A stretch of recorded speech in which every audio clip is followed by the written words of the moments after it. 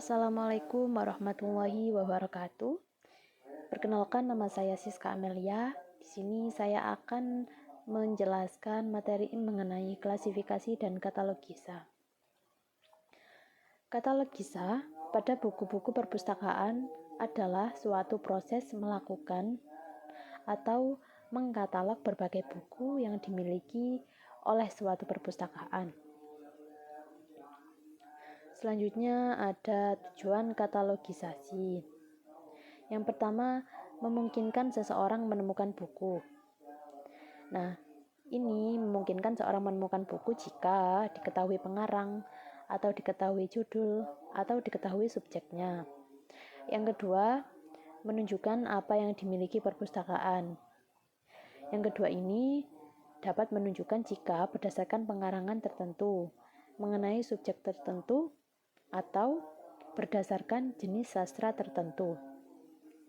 Yang ketiga ada membantu dalam memilih sebuah buku. Membantu dalam memilih sebuah buku ini misalnya menyangkut edisi secara bibliografis atau secara karakter buku. Selanjutnya macam-macam katalogisasi. Yang pertama, katalog berbentuk buku atau book katalog. Katalog dalam berbentuk buku ini dibuat sesuai dengan kebutuhan dan dapat diletakkan di berbagai tempat.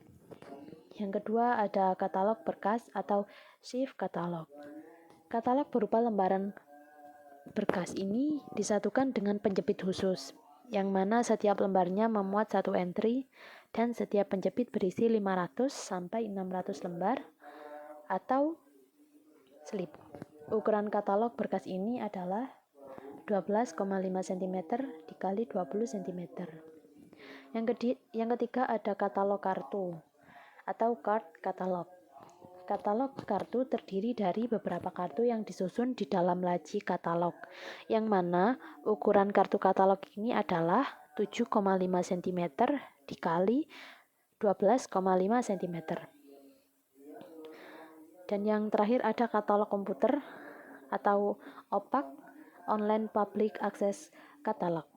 Katalog ini adalah proses aplikasi yang digunakan di perpustakaan, misalnya menggunakan CDS atau ISIS, InMagic, VTLS, Dinix, dan lain sebagainya. Selanjutnya ada pengatalogan deskriptif. Katalog deskriptif berusaha menampilkan deskripsi fisik atau deskripsi bibliografi dari bahan pustaka disertai dengan penentuan entry utama serta entry tambahannya. Pengatalogan deskriptif adalah proses pembuatan deskripsi bibliografi dengan menggunakan standar pengatalogan AAC R2 atau RDA. Kedua-duanya dapat digunakan di perpustakaan manapun. Walaupun pada saat ini para pustakawan cenderung menggunakan RDA atau Resources Description and Access dengan alasan lebih fleksibel dan dapat digunakan untuk semua bahan perpustakaan. Keluaran dari tahapan pekerjaan ini adalah data bibliografi berupa kartu katalog atau OPAC, Online Public Access Catalog. Dan tujuan dari pengatalogan deskriptif ini, yang pertama, ada mengenali suatu koleksi yang diproses sehingga dapat memberikan informasi kepada pemakai dan dapat membedakan dengan koleksi lainnya. Yang kedua, ada memberikan karakteristik. Memberikan karakteristik pada suatu koleksi yang dapat membantu para pemakai dalam memilih koleksi yang diperlukan. Dan yang terakhir, ada menempatkan entry utama pada tajuk yang paling menguntungkan pemakai. Selanjutnya unsur-unsur dari deskripsi bibliografi. Pencatatan deskripsi bibliografi sebuah buku terdiri atas beberapa bagian atau unsur atau daerah, yaitu diantaranya yang pertama 1. Daerah judul atau pernyataan kepengarangan. Yang kedua, daerah edisi. Yang ketiga, daerah impresum. yang di dalamnya ada kota terbit, nama penerbit, dan tahun penerbit. Yang keempat ada daerah kolasi, selanjutnya daerah keterangan seri, daerah catatan, daerah ISBN, dan harga, dan yang terakhir ada daerah jejakan. Selanjutnya, pengatalogan subjektif. Pengatalogan subjektif menampilkan subjek buku berupa tajuk subjek dan notasi klasifikasi. Pengatalogan subjek adalah penggolongan atau pengelompokan buku berdasarkan subjek atau isi bahan perpustakaan yang bersangkutan. Dengan dasar ini, maka bahan perpustakaan dan subjeknya sama akan berdekatan atau berada pada rak yang sama, apapun bentuk bahan perpustakaan tersebut.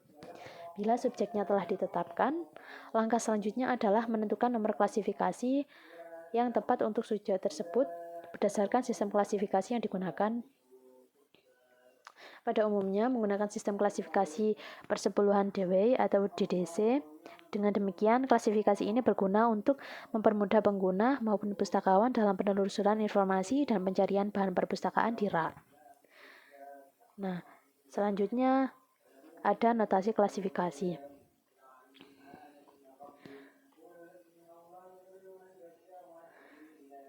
Notasi klasifikasi ini selanjutnya jenis tajuk subjek. Jika dilihat dari jenis-jenisnya, tajuk subjek dibagi menjadi 4 hal, yaitu tajuk topik, tajuk bentuk, tajuk geografi, dan nama. Yang pertama ada tajuk topik. Jadi, apa yang dimaksud dengan tajuk topik adalah frasa atau konsep yang mencerminkan isi bahan pustaka, di mana kehadiran topik ini sebagai frasa yang mewakili dari isi bahan pustaka. Yang kedua, tajuk bentuk. Tajuk bentuk ini dibagi menjadi 2, yaitu tajuk bentuk deskripsi dan fiksi. Tajuk bentuk deskripsi ini lebih menekan pada susunan secara umum bahan-bahan perpustakaan.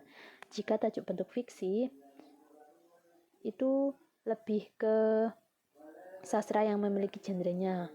Jadi, yang masuk ke tajuk ini merupakan esai, fiksi, drama, dan puisi.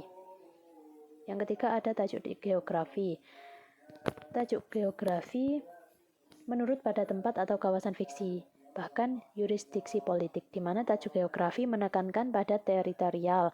Contohnya menunjukkan daerah seperti Jawa Barat, Jawa Timur, Jawa Tengah, atau bisa juga langsung menuju pada suatu nama kota yang cukup populer.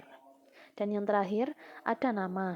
Adapun tajuk nama yang tentu saja berbeda dengan tajuk geografis. Pada nama lebih menekankan pada nama-nama unik yang disinggung di dalam bahan pustaka. Jadi, nama yang dimaksud pun memiliki cakupan dan jangkauan lebih luas. Bisa merenung nama sendiri, nama organisasi, korporasi, ataupun nama pada pertemuan sekaligus. Selanjutnya, notasi klasifikasi. Notasi klasifikasi merupakan pengelompokan yang sistematis dari objek, gagasan, buku, atau benda-benda lain ke dalam kelas atau golongan tertentu berdasarkan ciri-ciri yang sama. Sedangkan hasil dari pengelompokan tersebut diberi lambang atau tanda, yang kemudian disebut notasi atau yang umum disebut nomor.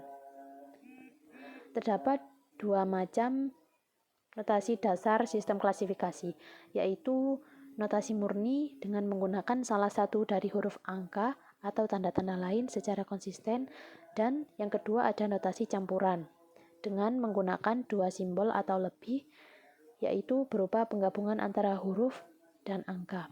Jadi perbedaan antara notasi murni dan campuran adalah jika notasi murni itu tanda, kalau notasi campuran itu simbol atau lebih, gitu ya.